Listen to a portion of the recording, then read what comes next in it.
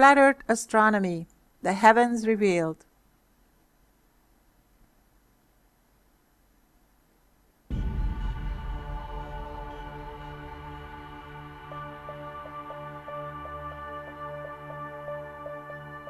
Mankind has sought to explain the heavens and earth for centuries.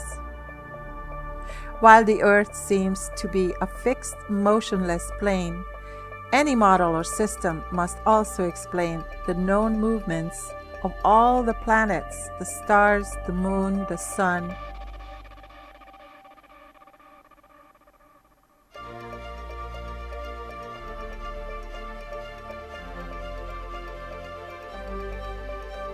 If any proposed system can satisfy all three of these criteria: 1. It must account for the lack of any movement of Earth. 2. It must explain all commonly observed heavenly motions. And 3. And it matches biblical scripture exactly.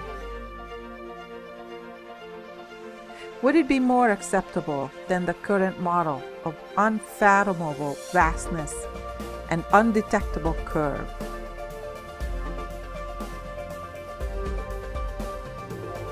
In the time-observed astronomy, some agreed facts are: 1. There are regular cycles of the heavenly bodies, and we can predict with great accuracy their positions in the sky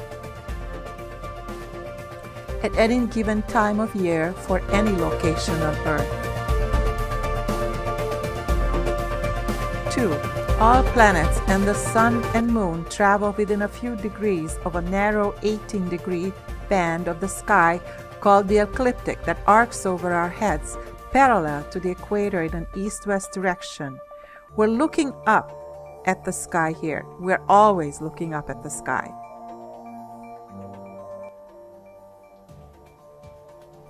Venus and Mercury are the only planets that we see pass in front of the sun. That's number 3. Number 4, Mars comes 7 times closer at its nearest to Earth as it does when it is on the furthest part of its journey through the heavens. 5. Venus comes nearly twice as close though. 6. Venus and Mercury are only seen just before sunrise in the east, at just around and after sunset in the west, never overhead like all of the other planets.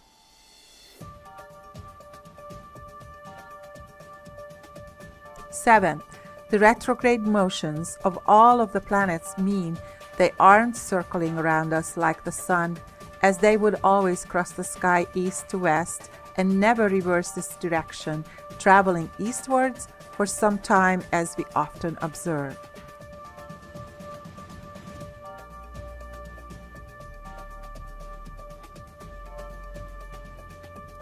8.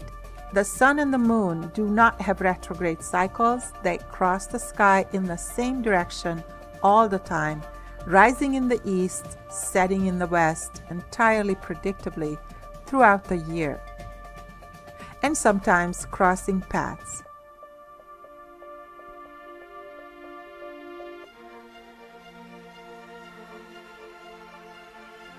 9. The constellations or fixed stars, including the zodiac signs, also seem to arc over us from the east, never changing except for appearing slightly further west each night as the sun goes down and reveals their brilliance. The planets and sun move against this background. We say the sun is in Pisces, the moon is in Scorpio, and so on and so on.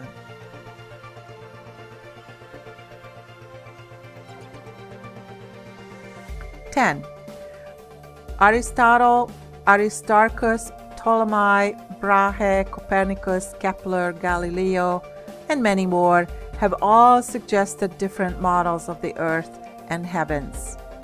What if there was a system that combined all of the above described planetary motions together with our being on a fixed plane Earth?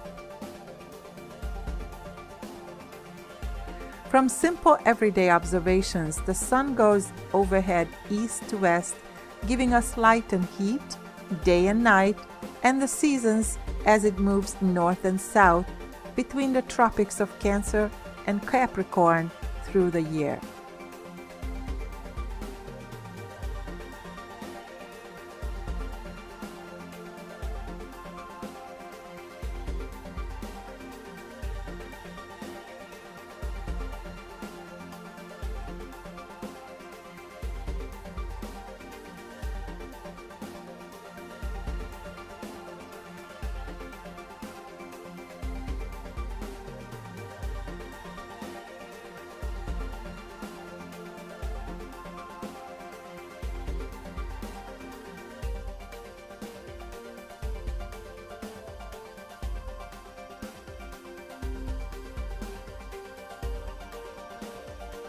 The sun, moon, and stars constantly travel overhead from east to west. Everything that sets in the west immediately rises again in the east.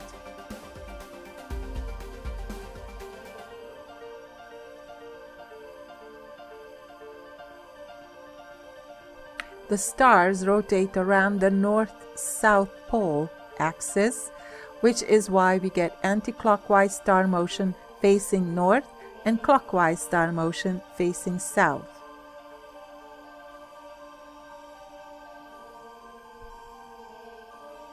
And also why they travel straight overhead east to west at the equator.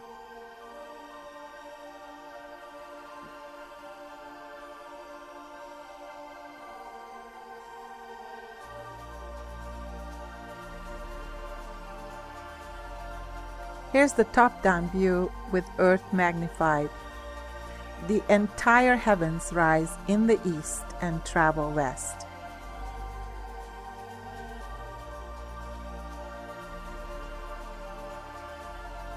The stars rotate over the Earth every 23 hours 56 minutes, thus shifting westward slightly every sundown, changing the constellations for everyone as we go through the seasons. After one solar year, the stars have shifted by 24 hours and they are back where they started.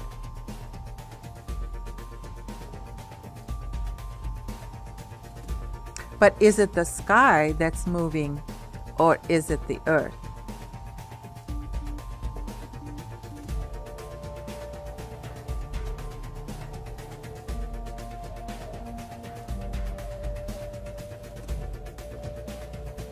The current model accepted by governments and taught by academia is that the Earth is a spinning globe.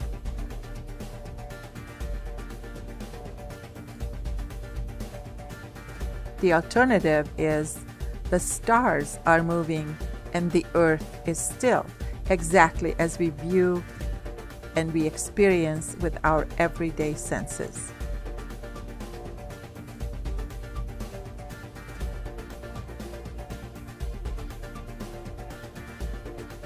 But how do the planets fit in with this view?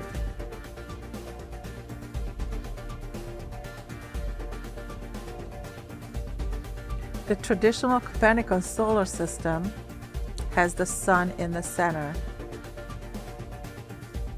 and everything revolves around the sun in slightly elliptical orbits. It is also assumed that we are looking top-down at the planetary system here. But if we see this as a cross-section looking north across the plane of it and swap the Earth for where the sun is,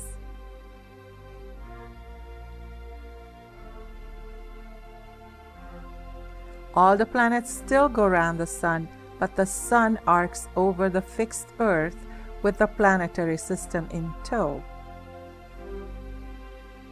I would call them luminaries instead of planets, really.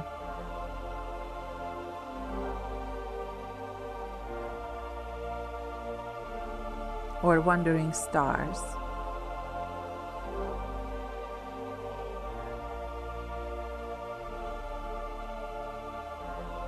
Turn the solar system on its side and put it above your head, following the sun's daily motion from east to west along the ecliptic.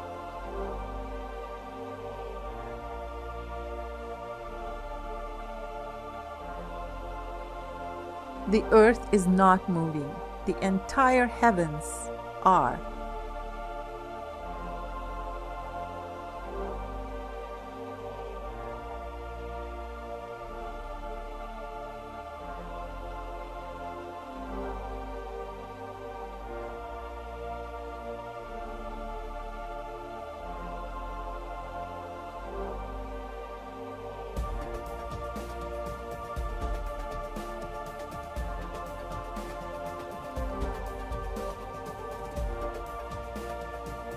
While the sun is showing its daily motion, the planets or luminaries are showing their annual paths around the sun.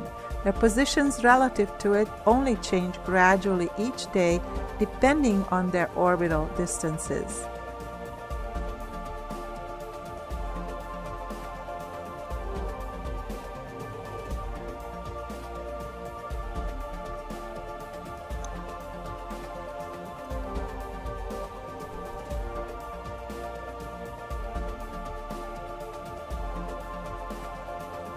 Retrograde motion explained without ellipses or epicycles.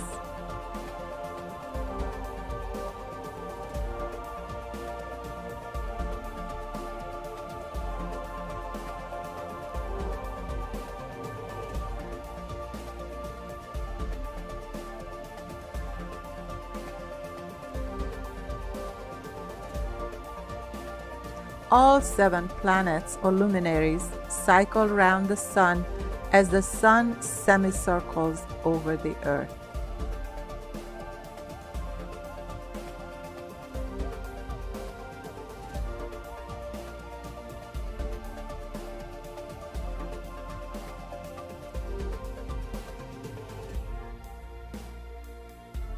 The retrograde motions of the outer planets or luminaries.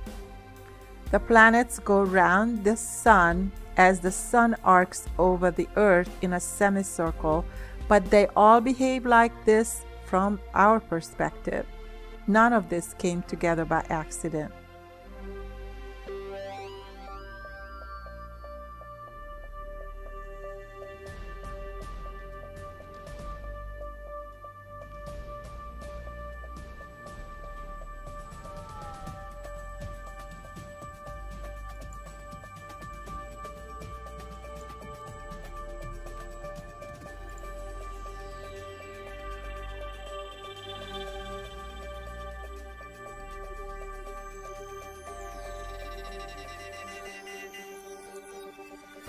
Quote, "He stretches out the north over the empty place and hangs the earth upon nothing."